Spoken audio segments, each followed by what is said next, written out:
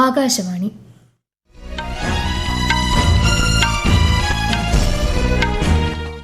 നമസ്കാരം. വാർത്തകൾ വായിക്കുന്നത് നിരഞ്ജന.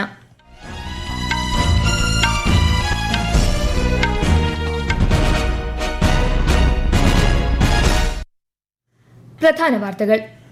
ത്രിരാഷ്ട്ര സന്ദർശനത്തിന്റെ ഭാഗമായി രാഷ്ട്രപതി ദ്രൗപദി മുർമു നോർത്ത് മസഡോണിയയിൽ. മസഡോണിയൻ പ്രസിഡന്റുമായി ഉഭയകക്ഷി ചർച്ചകൾ നടത്തും. പാർലമെന്റിന്റെ വർഷകാല സമ്മേളനം രാവിലെ പുനരാരംഭിക്കും.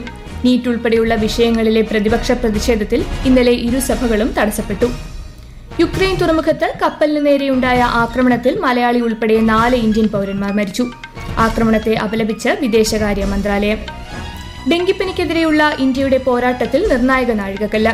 രാജ്യത്തെ ആദ്യ ഡെങ്കി വാക്സിനായ ക്യൂഡെങ്കയ്ക്ക് വിപണനാനുമതി. കേരളത്തിൽ മനുഷ്യ വന്യജീവി സംഘർഷം പരിഹരിക്കുന്നത് ലക്ഷ്യമിട്ട് ജനപ്രതിനിധികളുടെ യോഗം ഇന്ന് തിരുവനന്തപുരത്ത് ചേരും. വനമന്ത്രി ഷിബു ബേബി ജോൺ ഉദ്ഘാടനം ചെയ്യും.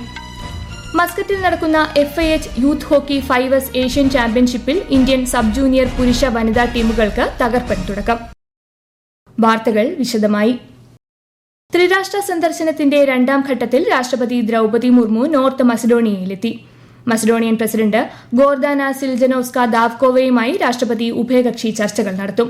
മസഡോണിയൻ പ്രധാനമന്ത്രി, അസംബ്ലി സ്പീക്കർ എന്നിവരുമായും കൂടിക്കാഴ്ച നടത്തുന്ന ശ്രീമതി മുർമു നോർത്ത് മസഡോണിയൻ അസംബ്ലിയെ അഭിസംബോധന ചെയ്യും. ഇന്ത്യ നോർത്ത് മസഡോണിയ ബിസിനസ് ഫോറത്തിലും രാഷ്ട്രപതി സംസാരിക്കും. മസഡോണിയൻ വിപ്ലവകാരി ഗോസെ ഡെൽച്ചിവിന്റെ ശവകുടീരത്തിൽ രാഷ്ട്രപതി പുഷ്പചക്രം അർപ്പിക്കും. പാർലമെന്റിന്റെ വർഷകാല സമ്മേളനം ഇന്ന് രാവിലെ പുനരാരംഭിക്കും.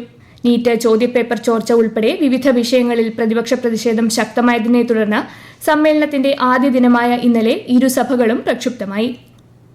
രാജ്യത്ത് ഡിജിറ്റൽ പണമിടപാടുകൾക്കായി UPI ഉപയോഗിക്കുന്നവരുടെ എണ്ണത്തിൽ വൻ വർധന. ഈ വർഷം ജൂൺ വരെയുള്ള കണക്കനുസരിച്ച് ഏകദേശം 55.49 കോടി ആളുകൾ UPI ഉപയോഗിക്കുന്നതായി കേന്ദ്ര സർക്കാർ അറിയിച്ചു. കേന്ദ്ര ധനകാര്യ സഹമന്ത്രി പങ്കജ് ചൌധരിയാണ് ഇക്കാര്യം ലോക്സഭയെ അറിയിച്ചത്. NDA പാർലമെന്ററി പാർട്ടി യോഗം മംഗൾ മിലൻ ഇന്ന് പാർലമെന്റ് ഹൌസിൽ നടക്കും. പ്രധാനമന്ത്രിയും BJP നേതാവുമായ നരേന്ദ്രമോദി യോഗത്തെ അഭിസംബോധന ചെയ്യും. ഭരണമുന്നണിയിലെ ഐക്യം വ്യക്തമാക്കാനും സഭാ നടപടികൾ സംബന്ധിച്ച നീക്കങ്ങൾ രൂപീകരിക്കാനും ലക്ഷ്യമിട്ടാണ് യോഗം സംഘടിപ്പിക്കുന്നത്. കേന്ദ്രമന്ത്രി S. ജയശങ്കർ പാനമ വിദേശകാര്യമന്ത്രിയുമായി ന്യൂഡൽഹിയിൽ കൂടിക്കാഴ്ച നടത്തി. വ്യാപാരം, സമുദ്രമേഖല, ആരോഗ്യം തുടങ്ങിയ വിവിധ മേഖലകളിൽ സഹകരണം ശക്തമാക്കാൻ ഇരു രാജ്യങ്ങളും തമ്മിൽ ധാരണയായി. ലാറ്റിൻ അമേരിക്കൻ, കരീബിയൻ മേഖലകളിലേക്കുള്ള കവാടമെന്ന നിലയിൽ പാനമയുമായുള്ള പങ്കാളിത്തം നിർണായകമാണെന്ന് ശ്രീ ജയശങ്കർ വ്യക്തമാക്കി. സന്ദർശനം ഇന്ത്യ പാനമ സഹകരണത്തിൽ പുതിയ അധ്യായം കുറിക്കുമെന്നും അദ്ദേഹം പ്രത്യാശ പ്രകടിപ്പിച്ചു.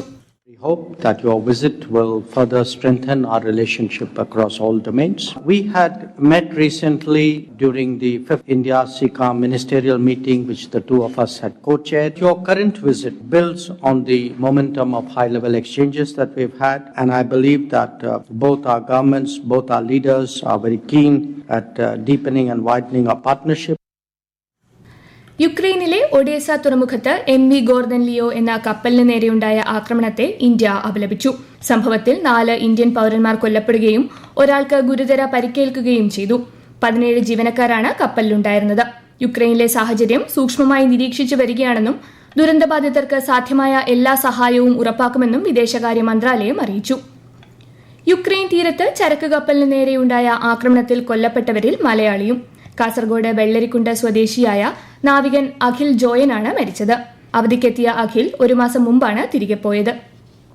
ഇറാനെതിരെയുള്ള ആക്രമണങ്ങൾ ശക്തമാക്കി അമേരിക്ക. പശ്ചിമേഷ്യൻ സംഘർഷം രൂക്ഷമായ സാഹചര്യത്തിൽ പാകിസ്ഥാൻ നേതൃത്വവുമായി ചർച്ച നടത്തുന്നതിനായി ഇറാൻ ആഭ്യന്തരമന്ത്രി ഇസ്കന്ദർ മൊമേനി പാകിസ്ഥാനിലെത്തി. വിശദാംശങ്ങളിലേക്ക്.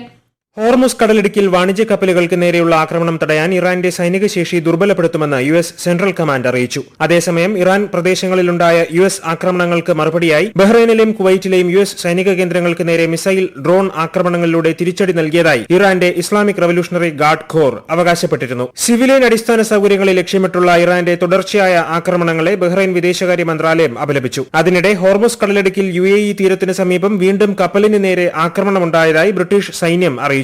കടലിടുക്കിലെ ടാങ്കറുകളെയാണ് ലക്ഷ്യമിട്ടതെന്ന് പിന്നീട് ഇറാൻ പ്രതികരിച്ചു. News desk, Akashvani. ന്യൂഡൽഹിയിൽ സമരം ചെയ്യുന്നവർ ക്രമസമാധാനം നിലനിർത്താൻ സഹകരിക്കണമെന്നും പൌരന്മാരുടെ സുരക്ഷ ഉറപ്പാക്കുന്നതിന് പോലീസ് പ്രതിജ്ഞാബദ്ധമാണെന്നും ഡൽഹി പോലീസ്. പ്രതിഷേധത്തെ തുടർന്ന് 118-ലധികം പോലീസ് ഉദ്യോഗസ്ഥർക്ക് പരിക്കേറ്റതായി ഡൽഹി പോലീസ് പറഞ്ഞു. 60ഓളം സമരക്കാർക്കും പരിക്കേറ്റതായി പോലീസ് അറിയിച്ചു. കസ്റ്റഡിയിലെടുത്ത 70ഓളം സമരക്കാർക്കെതിരെ ഭാരതീയ ന്യായ സംഹിതയിലെ വകുപ്പുകൾ പ്രകാരം എഫ്ഐആർ രജിസ്റ്റർ ചെയ്തിട്ടുണ്ടെന്നും പോലീസ് വ്യക്തമാക്കി. ഡെങ്കിപ്പനിക്കെതിരെയുള്ള ഇന്ത്യയുടെ പോരാട്ടത്തിൽ നിർണായക നാഴികകല്ല്. രാജ്യത്തെ ആദ്യ ഡെങ്കി വാക്സിനായ ക്യൂഡെങ്കയ്ക്ക് drug controller general of India വിപണനാനുമതി നൽകി. ടാക്കഡ ബയോഫാർമസ്യൂട്ടിക്കൽസ് ഇന്ത്യയാണ് വാക്സിൻ വികസിപ്പിച്ചത്. മുൻപ് ഡെങ്കി ബാധിച്ചിട്ടുണ്ടോ എന്ന് പരിശോധിക്കാതെ തന്നെ 4 മുതൽ 60 വയസ്സ് വരെയുള്ളവർക്ക് വാക്സിൻ നൽകാൻ അനുമതിയുണ്ട്. 40-ലധികം രാജ്യങ്ങളിൽ നിലവിൽ ക്യൂഡെങ്കയ്ക്ക് അംഗീകാരമുണ്ട്. ഈ വാർത്തകൾ ആകാശവാണിയിൽ നിന്ന്. ആകാശവാണി വാർത്തകളും വാർത്താധിഷ്ഠിത പരിപാടികളും all India radio news Thiruvananthapuram YouTube ചാനലിലും all India radio news Thiruvananthapuram Facebook പേജിലും AR News_ തിരുവനന്തപുരം ഇൻസ്റ്റഗ്രാം അക്കൌണ്ടിലും AR News_TVM X ഹാൻഡിലും ലഭ്യമാണ്. പ്രധാനമന്ത്രി നരേന്ദ്രമോദി ആകാശവാണിയിലൂടെ ജനങ്ങളുമായി ആശയങ്ങൾ പങ്കുവയ്ക്കുന്ന പ്രതിമാസ റേഡിയോ പ്രഭാഷണ പരിപാടി മൻ കി ബാത്തിന്റെ 136-ാം പതിപ്പ് ഈ മാസം 26-ന്. പരിപാടിയിലേക്കുള്ള ആശയങ്ങളും നിർദ്ദേശങ്ങളും നമോ ആപ്പ്, മൈ ജിഒവി എന്നിവയിലൂടെയും 1800-117800 എന്ന ടോൾ ഫ്രീ നമ്പറിലൂടെയും ഈ മാസം 24 വരെ പങ്കുവയ്ക്കാം. മനുഷ്യ വന്യജീവി സംഘർഷം പരിഹരിക്കുന്നത് ലക്ഷ്യമിട്ട് തദ്ദേശ സ്വയംഭരണ സ്ഥാപന പ്രതിനിധികളുടെ യോഗം ഇന്ന് തിരുവനന്തപുരത്ത് ചേരും. വനം മന്ത്രി ഷിബു ബേബി ജോൺ ഉദ്ഘാടനം ചെയ്യും. വനാതിർത്തി പങ്കിടുന്ന തദ്ദേശ സ്ഥാപനങ്ങളിലെ ഗ്രാമപഞ്ചായത്ത് പ്രസിഡന്റുമാർ, മുനിസിപ്പൽ ചെയർപേഴ്സൺമാർ, നഗരസഭാ മേയർമാർ തുടങ്ങിയവർ പങ്കെടുക്കും. വയനാട്ടിൽ വീണ്ടും ഷിഗല്ല സ്ഥിരീകരിച്ചു. വയനാട് എഞ്ചിനീയറിംഗ് കോളേജ് വിദ്യാർത്ഥിക്കാണ് രോഗം സ്ഥിരീകരിച്ചത്. 4 വിദ്യാർത്ഥികൾ രോഗലക്ഷണങ്ങളോടെ ചികിത്സയിൽ കഴിയുന്നുണ്ട്. പകർച്ചവ്യാധികൾ തടയുന്നതിന് ആഹാര പാനീയ ശുചിത്വം ഉറപ്പാക്കുന്നത് ലക്ഷ്യമിട്ട് കൊച്ചിയിൽ ഭക്ഷ്യസുരക്ഷാ വകുപ്പിന്റെ പരിശോധന ശക്തമാക്കി. പരിശോധനയിൽ ആരോഗ്യവകുപ്പ് ഒരു കട അടപ്പിച്ചു. വിശദാംശങ്ങളുമായി ആകാശവാണി എറണാകുളം ജില്ലാ പ്രതിനിധി പി നഹീമ. കുടിവെള്ള പരിശോധനാ റിപ്പോർട്ട് ലഭ്യമല്ലാത്ത 6 കടകളിൽ നിന്ന് കുടിവെള്ള സാമ്പിളുകൾ ശേഖരിച്ച് പരിശോധനയ്ക്ക് അയച്ചിട്ടുണ്ട്. ന്യൂനതകൾ കണ്ടെത്തിയ 2 കടകളിൽ നിന്ന് 6000 രൂപ പിഴ ഈടാക്കി. വരും ദിവസങ്ങളിൽ കൂടുതൽ പ്രദേശങ്ങളിൽ പരിശോധന തുടരുമെന്ന് ജില്ലാ medical officer doctor Shahir Shah അറിയിച്ചു. നഗരത്തിലെ ഹോട്ടലിൽ നിന്ന് ഭക്ഷണം കഴിച്ച നിരവധി പേർക്ക് വയറിളക്കവും 3 പേർക്ക് ഷിഗല്ലയും റിപ്പോർട്ട് ചെയ്തിരുന്നു. ഈ പശ്ചാത്തലത്തിലാണ് പരിശോധന ശക്തമാക്കിയത്. ഒമാനിലെ മസ്കറ്റിൽ ആരംഭിച്ച FIH youth hockey 5S Asian ചാമ്പ്യൻഷിപ്പിൽ ഇന്ത്യൻ സബ് ജൂനിയർ, പുരുഷ, വനിതാ ടീമുകൾക്ക് തകർപ്പൻ തുടക്കം. ഇന്നലെ നടന്ന ഉദ്ഘാടന മത്സരങ്ങളിൽ ഇരുവിഭാഗങ്ങളിലും ഇന്ത്യ വിജയിച്ചു. ഇന്ത്യൻ വനിതകൾ ഖസാക്കിസ്ഥാനെയും പുരുഷ ടീം ബംഗ്ലാദേശിനെയും പരാജയപ്പെടുത്തി. കേരളത്തിൽ ഒറ്റപ്പെട്ടയിടങ്ങളിൽ ഇടിമിന്നലോട് കൂടിയ മഴയ്ക്കും ശക്തമായ കാറ്റിനും സാധ്യതയെന്ന് കേന്ദ്ര കാലാവസ്ഥാ വകുപ്പ്. കണ്ണൂർ, കാസർഗോഡ് ജില്ലകളിൽ ഇന്ന് മഞ്ഞ ജാഗ്രത പ്രഖ്യാപിച്ചു. ജമ്മു കാശ്മീരിൽ കനത്ത മഴയിലും മണ്ണിടിച്ചിലും മരിച്ചവരുടെ എണ്ണം 23 ആയി.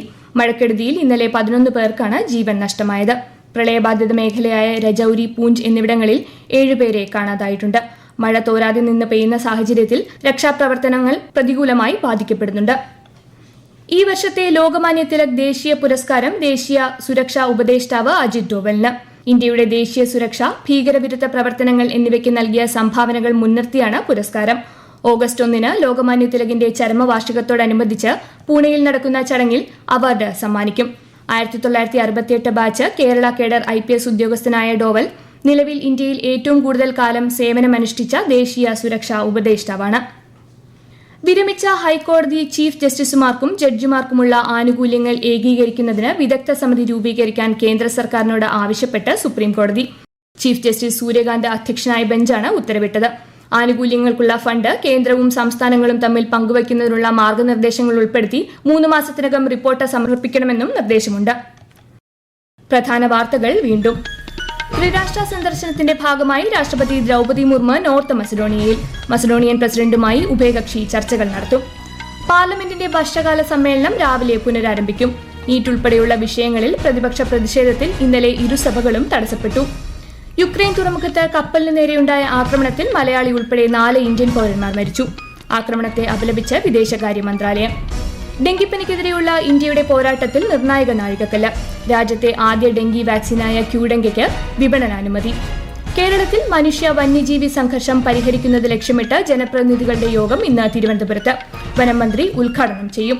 മസ്കറ്റിൽ നടക്കുന്ന FIH youth hockey 5S Asian ചാമ്പ്യൻഷിപ്പിൽ ഇന്ത്യൻ സബ് ജൂനിയർ, പുരുഷ, വനിതാ ടീമുകൾക്ക് തകർപ്പൻ തുടക്കം.